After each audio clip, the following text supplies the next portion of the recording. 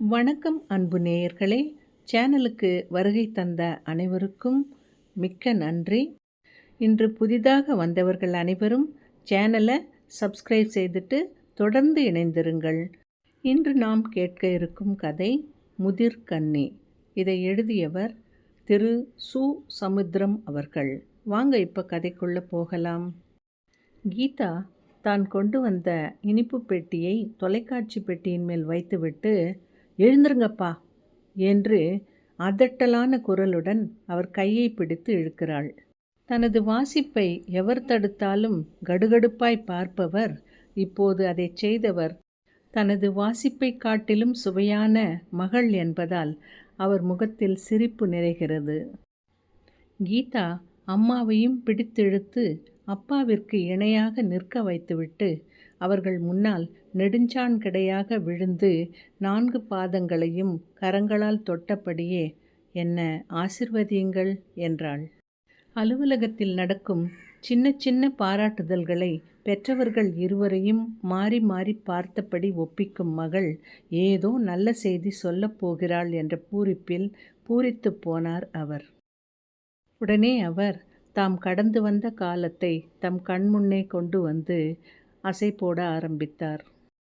இவள் முப்பாட்டி காதுகள் இரண்டும் ஊஞ்சல் சதை கோடுகளாகி அதில் பாம்படங்கள் தொங்கி அவள் நடைக்கேற்ப ஆடி குலுங்க கணவனோடு கழனிகளிலும் கம்மாக்களிலும் விவசாய கூலியாக இருந்தவள். இவள் பாட்டி சென்னை நகரில் ஒரு முறை மாப்பிள்ளைக்கு வாழ்க்கைப்பட அனைவரும் அவளை தொள்ளக்காது தொள்ளக்காது என்று அழைத்தனர். பிறகு கணவனின் சம்மதத்தோடு காதை ரிப்பேர் செய்து கொண்டு கம்மல் அணிந்து கொண்டவள் அவள். இதோ நிற்கிற இவள் அம்மாவோ காதுகளில் எந்த வில்லங்கமும் இல்லாமல் கம்மல்களை போட்டிருப்பவள். இந்த கீதாவோ வளையங்களை போட்டிருக்கிறாள். கீதா மூக்கும் குத்திக்கொள்ளவில்லை. மாதம் 40,000 ரூபாய் சம்பளம் வாங்கினாலும் கைகளில் வளையல்களோ உதட்டில் செயற்கை செஞ்சிவப்போ இல்லாதவள். அம்மாவின் வற்புறுத்தலால் கழுத்தில் மட்டும் மெல்லிய செயின் அணிந்திருக்கிறாள். இந்த இழப்புகளுக்கு ஈடு செய்வது போன்ற முகலட்சணம். அருணாச்சலம் ஏறுமுகமான சிந்தனைக்கு முற்றுப்புள்ளி வைத்துவிட்டு மகளை பெருமிதமாக பார்த்தபடியே கேட்டார். ஏதோ நல்ல செய்தி என்று சொன்னையே, சொல்லும்மா என்று கேட்டார். கீதா எழுந்து அந்த பேழையை பிரித்து ஒரு லட்டை அப்பாவின் வாயிலும் இன்னொரு மைசூர் பாக்கை அம்மாவின் வாயிலும் திணித்தபடியே சிரித்தாள். அடுத்த சாதிக்காரன் எவனையும் காதலித்து அந்த செய்தியை சொல்லப்போகிறாளா? பதிவு கல்யாணம் செய்துவிட்டு மாப்பிள்ளை பயலை வீட்டுக்கு வெளியே நிறுத்திவிட்டு இங்கே ஆழம் பார்ப்பதற்காக இப்படி காலில் விழுகிறாளோ? எந்த சாதிக்கார பயலா இருப்பான்? இவளோடு காரில் வந்து வீட்டில் நொறுக்கு தீனி சாப்பிட்டு விட்டு போகிறானே தேவர் பையன் நரேந்திரன், அவனா? அல்லது இவளோடு சேர்ந்து லண்டனுக்கு போனானே வன்னிய பையன் சேகரன், அவனா? அல்லது டை கட்டி கொண்டு வருவானே ஐயரோ ஐயங்காரோ பாலாஜி, அந்த பயலா? இவ்வாறு யோசித்து மனம் படபடக்க வெளியே எட்டி பார்த்தாள் அம்மா. ஆனால் அங்கு ஒருவரையும் காணவில்லை. எங்கள் கம்பெனி டைரக்டர் மனோகரன் இருக்காரே, அவர் இன்றைக்கு ஒரு நல்ல செய்தி சொன்னார். நானும் எதிர்பார்த்த செய்திதான் என்று அவள் கூற, அருணாச்சலம் மகளை ஆவலுடன் பார்த்தபோது அவளது தாய் என்னடி சொன்னான் என்று மாறி மாறி கேட்டாள்.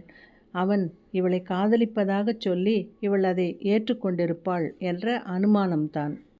அந்த பயல் என்னடி சொன்னான்? என்ன இழவச் சொன்னான்? சொல்லுடி. அம்மா, எவரையும் நாகரிக குறைவாய் பேசாதே. அதுலேயும் மனோகரன் 10 மாத்து தங்கம். சே, பாதி சந்தோஷத்தையே கெடுத்துட்டியே. அவ கிடக்கா, நீ சொல்லுமா என்றார் அப்பா. கீதா விளக்கினாள். எங்கள் கம்பெனிக்கும் லண்டனில் உள்ள ஒரு சர்வதேச கம்பெனிக்கும் ஒரு ஒப்பந்தம் ஏற்பட்டிருப்பதை ஏற்கனவே உங்ககிட்ட சொல்லியிருக்கேன். ஆண் பெண் ஒவ்வொருவருக்கும் கருமுட்டையிலும் விந்திலும் இருக்கக்கூடிய 46 குரோமோசோம்களில் 4,10,00,000 கேரக்டர்கள், அதாவது இயல்புகள் இருப்பது கண்டுபிடிக்கப்பட்டிருக்கு. இந்த குரோமோசோம்களை பிளந்து உயிர் என்பது என்ன, அதுவும் ஆன்மாவும் ஒன்றா என்று கண்டறியும் ஆராய்ச்சி ஒரு பக்கம் நடந்து கொண்டிருக்கு. இன்னொரு பக்கம் இந்த குரோமோசோம்களில் எந்த வகையான ஜீன் இன்சுலின் உற்பத்தியை ஒரு கட்டத்தில் நிறுத்திவிடுது, அதுக்கு மாற்று வேறு குரோமோசோம்களில் இருக்குமா என்பதை கண்டறிவதற்கும் ஒரு முயற்சி நடக்கிறது. இதுக்காக எங்கள் கம்பெனியில் அகில இந்திய அளவில் தேர்ந்தெடுக்கப்பட்ட 5 பேரில் நானும் ஒருத்தி. அதுவும் ஒரே பெண். லண்டனில் 3 வருட ஆராய்ச்சி செய்யணும். இதன் மூலம் நீரிழிவு நோய்க்கு நிரந்தர தீர்வு காண்பதே எங்களது ஆராய்ச்சியின் நோக்கம். இன்னும் 4 நாளையில் விசா கிடைச்சிடும். அநேகமாக அடுத்த வாரம் புறப்படணுமாம். அப்பா அவளை பார்த்து அதிசயித்து நிற்க, அவள் அம்மாவோ, ஏங்க, அவளுக்கு தான் அறிவில்லைன்னா உங்களுக்குமா இல்லை? இப்போவே இவளுக்கு 29 வயது முடியப் போகுது. திரும்பி வரும்போது 32 முடிஞ்சிடும். எவன் கட்டிக்க வருவான்? இப்போவே வயசாயிட்டுதுன்னு பல பயல்களும் அவன் அப்பன்மாரும் அம்மாமாரும் இங்கே வந்து நொறுக்கு தீனி தின்னுட்டு அப்புறம் கிணத்துல விழுந்த கல்லா கிடக்காங்க. இவள் சொன்னது நல்ல செய்தியாக்கும். மகளின் மகிழ்ச்சியை அதிகப்படியாய் பகிர்ந்து கொண்ட அவருக்கு இப்போது அது ஒரு துக்க பகிர்வாக தோன்றியது. மனைவி சொல்வதில் நியாயம் இருப்பது போல தோன்றியது. அருணாச்சலமும் ஒரு முடிவுக்கு வந்தார். அதை காட்டும் வகையில் மகளின் 2 கைகளையும் தனது 2 கரங்களில் ஏந்தியபடியே அவளை சோபா செட்டில் உட்கார வைத்தார். எதிர்முனை ஒற்றை சோபாவில் அமர்ந்து அதன் சக்கர நாற்காலிகளை நகர்த்தியபடியே மகளுக்கு நெருக்கமாக வந்தார். ஆரம்ப பள்ளி மாணவர்களுக்கு எப்படி பாடம் நடத்துவாரோ அப்படி ஏற்ற இறக்கமாய் அவ்வப்போது தன் பேச்சு எடுபடுகிறதா என்று மாணவர்களை பார்ப்பது போலவே மகளையும் பார்த்தபடியே முன்னுரையும் பொருளுரையும் முடிவுரையுமாய் பேசத் துவங்கினார். வட சென்னையில் பிணவாடை கொண்ட கல்லறை சாலையில் ஒற்றை அறையில் ஒண்டி குடித்தனமாய் வாழ்ந்தோம். வேலைக்காரி வைக்க முடியாத நிலைமையில் உன் அம்மா முறைவாசல் என்ற பெயரில் வாரம் ஒரு முறை சாக்கடை காவாயை கழுவிவிட்டு கழிவறையையும் சுத்தம் செய்தவள். உள்ளே படுத்தால் மூட்டைப்பூச்சி கடிக்கும், வெளியே படுத்தால் கொசு கடிக்கும். இந்த 2க்கும் ரத்தம் கொடுத்து வாழ்ந்தோம். என்னப்பா நீங்க? நானும் அதே இடத்தில் பிறந்து வாழ்ந்தவள் தானே. இப்போது அதுக்கு என்ன? நீ அங்கே வளர்ந்த, ஆனால் வாழலை. இப்படி வறுமை குப்பை வீட்டில் வாழ்ந்த எங்களை இந்த பங்களாவில் வாழ வைக்கிற. பஸ்ஸுக்கு கால் கடுக்க நின்ற எங்களை ஏசி காரில் போக வைக்கிற. தெருவில் சுக்கு காப்பி குடித்த எங்களை இப்போது பழரசம் குடிக்க வைக்கிற. வாத்தியார் தானே என்று என்னையும் இவளையும் ஏளனமாய் பார்த்த உறவுக்காரங்களை பிரமிப்பாக பார்க்க வச்சிருக்கியே. இதெல்லாம் நீ போட்ட பிச்சை. கீதா தனது தோளில் கிடந்த துப்பட்டாவை எடுத்து தரையில் வீசியபடியே கத்தினாள். என்னை ஏன் அந்நியப்படுத்துறீங்க? நீங்கள் பெற்ற மகள் நான். பிச்சை கிச்சைன்னு ஏன் பெரிய பெரிய வார்த்தையெல்லாம் பேசுகிறீங்க? நீங்கள் 2 பேரும் என்னை படிக்க வைக்கிறதுக்கு பட்ட பாட்டை மறக்கிற பாவி இல்லை நான். அம்மா என்னை காலையில் 4 மணிக்கே எழுப்பிவிட்டு காஃபி கொடுக்கறதுக்காக அந்த சமயத்தில் எங்கே தூங்கி விடுவோமோன்னு ராத்திரி முழுதும் தூங்காமல் இருந்தது எனக்கு தெரியும்ப்பா. அப்படி தப்பி தவறி அம்மா தூங்கினால் நீங்கள் அம்மாவை திட்டுன திட்டும் இன்னும் காதில் ஒலிக்குது. இப்படி பேசுவீங்கன்னு தெரிந்தா எம்எஸ்சி பயோடெக்னாலஜி முடிச்சுட்டு உயிரியலில் டாக்டர் பட்டமும் வாங்கியிருக்க மாட்டேன். இப்படிப்பட்ட சம்பளத்தையும் சகல வசதிகளையும் தருகிற இந்த கம்பெனியில் சேர்ந்திருக்கவே மாட்டேன். என்னப்பா நீங்கள்? பெத்த கடன்னு ஒன்று உண்டுன்னா பிறந்த கடன்னு ஒன்று கிடையாதா? என்னை போய் பிச்சை போடுறதாய் சொல்கிறீங்களே என்று கீதா அழுகையை மறைப்பதற்காக அப்பாவிற்கு முதுகு காட்டிய போது அம்மா அவளை தன் மீது சரித்து கொண்டாள். கீதாவின் தந்தை, நீ இன்னொரு பிச்சையும் எங்களுக்கு போடணும் என்கிறதுக்கு தான் அப்படி சொன்னேன் கீதா என்றார். கீதா அம்மாவை கீழே விழ வைக்காத குறையாய் சட்டென நிமிர்ந்து தந்தையை நேருக்கு நேராய் பார்த்தாள். அவரோ அவள் அப்படி பார்க்க பார்க்க கண்களை தாழ்த்தி தாழ்த்தி பேசினார். அடுத்தடுத்து பிறந்த குழந்தைகள் அதே மாதிரியே செத்தபோது அல்லது கார்ப்பரேஷன் கவனிக்காத சுற்றுப்புறச் சூழலில் கொலை செய்யப்பட்ட போது கோவில் குளம் போய் தவமிருந்து பெற்றது மாதிரி பிறந்த மகள் நீ. ஒரே மகள். எனக்கோ இவளுக்கோ இந்த பங்களா பெரிசல்ல, இந்த காரும் முக்கியமல்ல, நீ 5 ஒருவராய் தேர்ந்தெடுக்கப்பட்டதும் முக்கியமில்லை. அருணாச்சலம் மேற்கொண்டு பேச முடியாமல் திண்டாடிய போது கீதா அடியெடுத்து கொடுத்தாள். அப்போ உங்களுக்கு எதுதான் முக்கியம் சொல்லுங்கப்பா. உங்கள் அளவில் எது நல்ல செய்தியோ அதை சொல்லுங்க. நீ எதுவும் குறுக்கே பேசாத பூரணி. கீதா, அம்மா சொன்னது மாதிரி நீ இங்கேயே கல்யாணம் செய்து எங்களை தாத்தா பாட்டியாக்கணும். இதுதாம்மா எங்களுக்கு பெருசு. இதுதாம்மா நான் உங்ககிட்ட கேட்குற பிச்சை. கீதாவுக்கு அழுவதா சிரிப்பதா என்று புரியவில்லை. அவளுள் இருந்த ஒரு விஞ்ஞான பெண் கண் முன்னால் பேயாய் பிசாசாய் பிள்ளைக்குட்டி பெற்ற எலும்புக்கூடாய் உருவம் காட்டியது. முதல் தடவையாக பெற்றோரிடமிருந்து அந்நியப்பட்டது போலவும் ஒரு உணர்வு ஏற்பட்டது. ஆத்திரத்துடன் சிறிது நேரம் வாசல் பக்கம் நடந்தாள். தன் தரப்பிலும் பெற்றோர்கள் தரப்பிலும் திருமண விவகாரத்தை அலசி பார்த்தாள். அவள் தந்தையை பார்த்து, நீங்கள் எடுத்துக்கிட்ட கல்யாண முயற்சிக்கு நான் எப்போதாவது தடையாக இருந்திருக்கிறேனா அப்பா? உங்களால் முடியாவிட்டால் நான் என்னப்பா செய்ய முடியும் என்றாள். சின்ன சின்ன மாணவர்களிடம் பிரம்பும் கையுமாய் கேள்வி கேட்டே பழகிய தந்தையின் தலையும் இப்போது தாழ்ந்தது. ஆனால் பூரணி அவர் தலைக்கு மேல் தனது தலையை தூக்கியபடியே புலம்பினாள். உன் படிப்பே உனக்கு எதிரியா போயிட்டுதேடி. ஒரு பொண்ணு படிக்காட்டாலும் தப்பு, படித்தாலும் தப்பு என்கிற மாதிரி ஆகிப்போன காலமாச்சே. நாங்களும் எத்தனை பத்திரிகை உண்டோ அத்தனை பத்திரிகையிலும் விஞ்ஞானியாய் இருப்பவள், 40,000 ரூபாய் சம்பளத்தோடு சகல வசதியோடையும் வாழ்கிறவள், வயது 28ன்னு கொடுத்துத்தான் பார்த்தோம். வயசை பார்த்த உடனே வயசை போட்டால் வரமாட்டாங்கன்னு ஒரு பத்திரிகை விளம்பர மேனேஜர் சொன்னது சரியாக போச்சு. எந்த காலத்திலேயும் பொண்டாட்டி என்கிறவள் தன் படிப்புக்கும் சம்பளத்துக்கும் கீழே இருக்கிறவளாத்தான் இருக்கணும்னு எல்லா ஆண்களும் நினைக்கிறாங்க. நீ ஒரு பிஎஸ்சி பையனை கூட கட்டிக்க தயாருன்னு சொன்னது எங்களுக்கு புரியுதும்மா. ஆனால் அது அந்த பயல்களுக்கு புரியலையே. நாங்கள் என்னதாம்மா செய்வோம்? அம்மாக்காரி தடுமாறினாள். கீதா தனக்கும் அம்மாவுக்கும் சேர்த்து பேசினாள். ஏம்மா வார்த்தையை விழுங்குற? நான் 40,000 ரூபாய் சம்பளம் வாங்குறதை பார்த்துட்டு 30,000 ரூபாய் பயல் ஓடுறான். நான் 5.5 அடி இருக்கிறதை பார்த்துட்டு அதில் ஒரு அங்குலம் குறைஞ்ச பையன் உதாசீனப்படுத்தினான். என்னோட தகுதிகளை கவனமாக கேட்ட ஒரு எம்எஸ்சி பயலும் நான் அடிக்கடி சர்வதேச மாநாடுகளில் கலந்து கொள்வதற்கு லண்டன், நியூயார்க், பிரான்ஸ், டோக்கியோன்னு ஆகாயத்தில் பறந்து போவதை அங்கும் இங்கும் அலையிற பெண்ணாக நினச்சி டிஃபன் சாப்பிடாமலே அரண்டு மிரண்டு ஓடினான். 30 வயசு பயல் கூட 24 வயசு பெண்ணைத்தான் கேட்குறான். எனக்கு 28 இருக்கப்படாது என்கிறான்.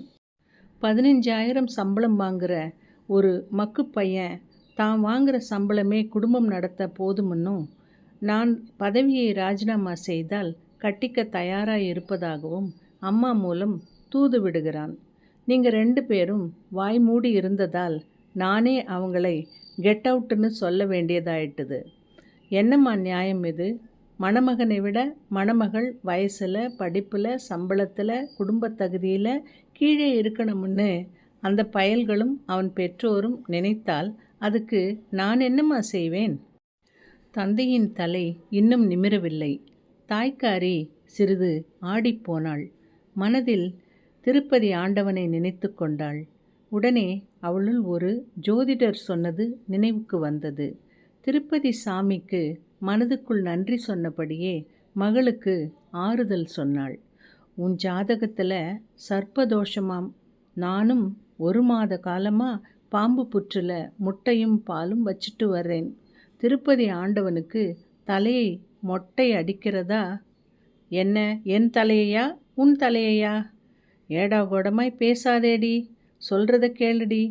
உனக்கு கல்யாணம் ஆகணும்னு திருப்பதியில் மொட்டை போட போகிறேன். தாயாருக்கு பட்டுப்புடவை சாத்த போகிறேன்.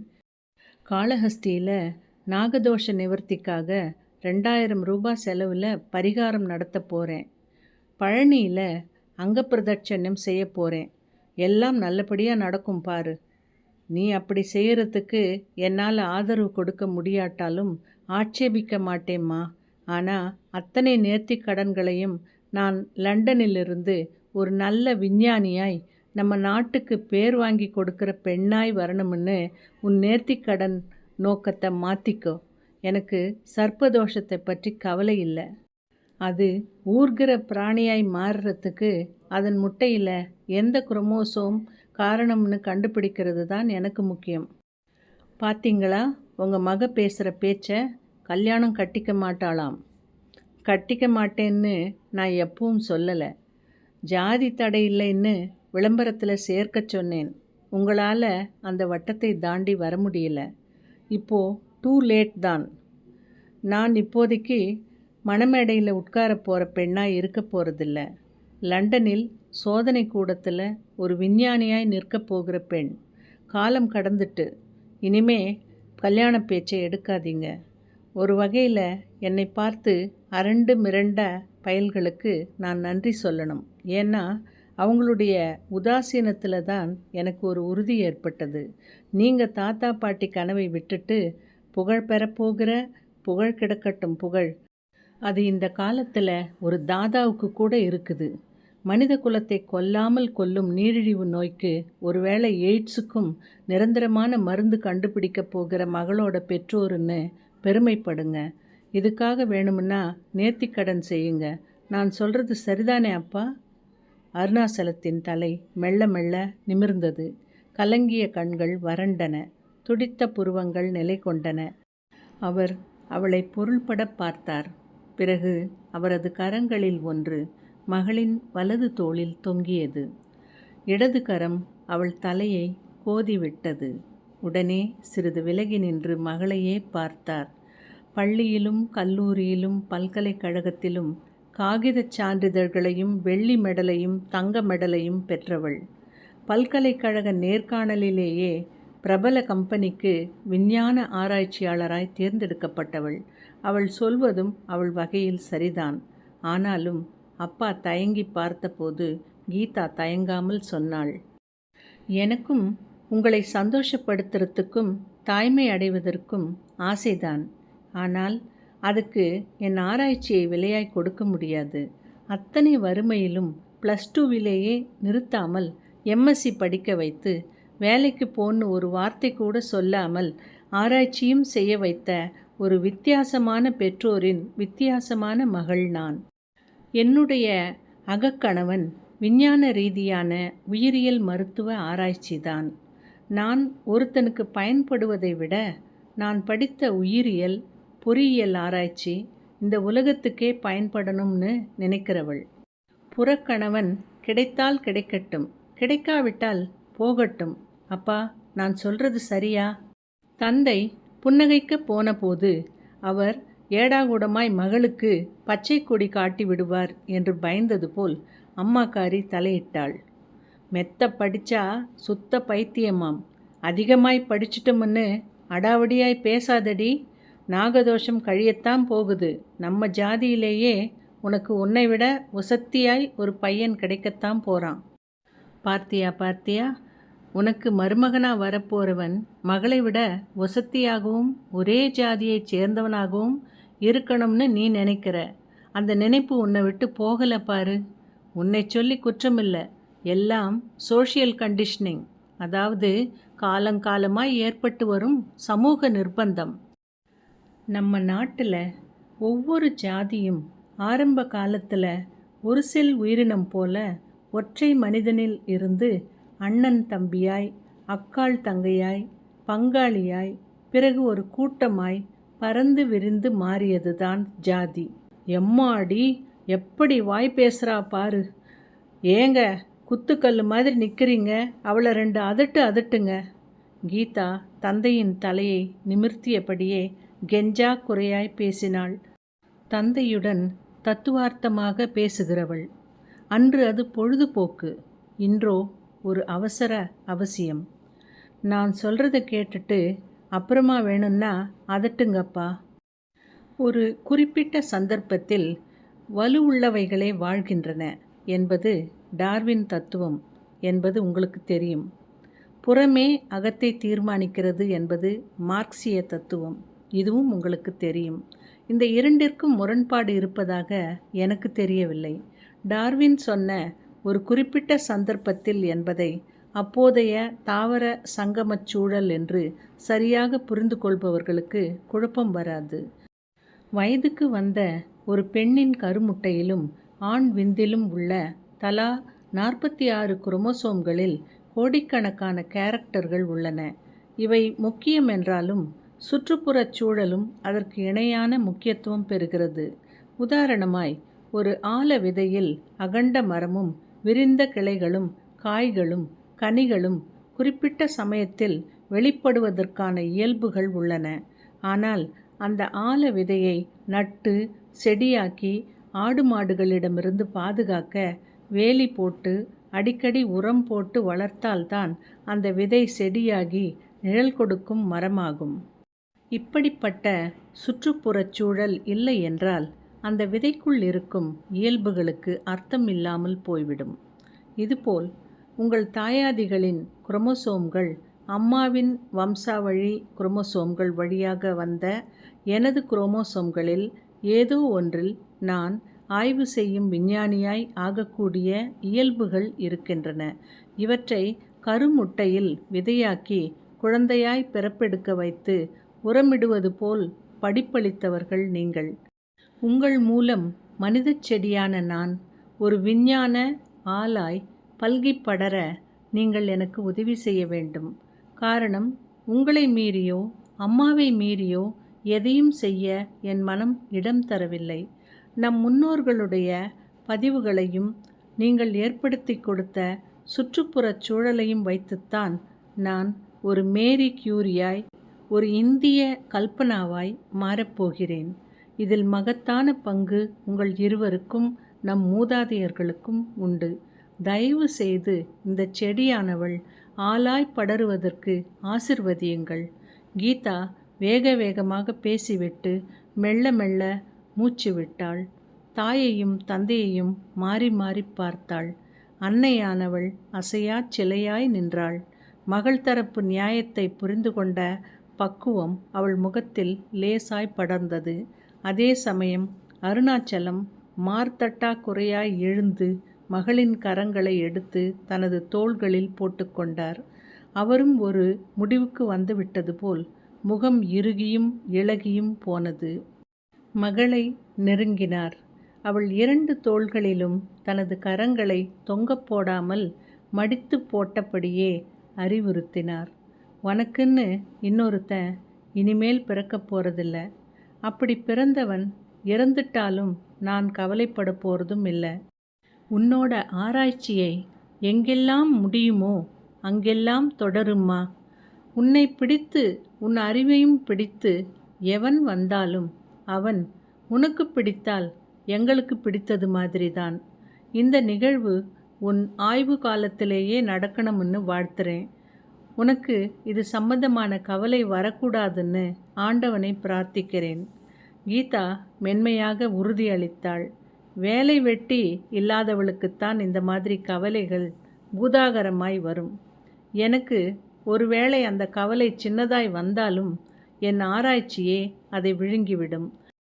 உங்களோட ஆசையை நிறைவேற்ற முடியலன்னு தான்.